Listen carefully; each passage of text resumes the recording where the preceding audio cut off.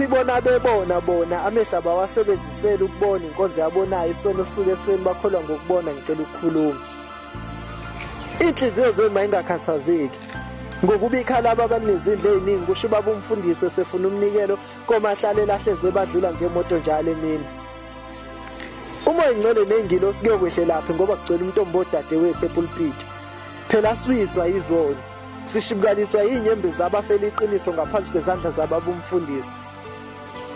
Impela mhla sibe emncwabeni kaNembeza kwakuqala impilo entsha kwabaningi. Khulekani nibambe ibhande ukuze kufase isimilo esixegayo kwabesifazane izandla zodadewethu igcwele amadosha amadoda bawabamba ngezingane ngicela ukukhuluma. Inhliziyo zabo namatekisi bheka kuse WhatsApp group o44 kuyacoshiswana futhi mongenamali sikushiya endleleni. Ngifuna ukukhuluma ngale yabhebs abafana engenamgogodla. Sizani nibajoinele imarathon noma ama-Olympics ngoba ave bekwazi ukubalekela ukondla. Umhlaba ukhiqiza amagwala inkinga iziba ngotshwala.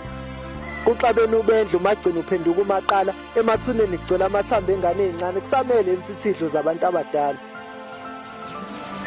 Hlezi nolwandle libabusa wodi nje inyembezi zobaba omkhulu ababeyikhala mhlawumbe bathathele ngokwabo ondlebe esikhanyelanga. Mshana gqoka ibhlukwe ngoba amavukela ambuyisa abuyile.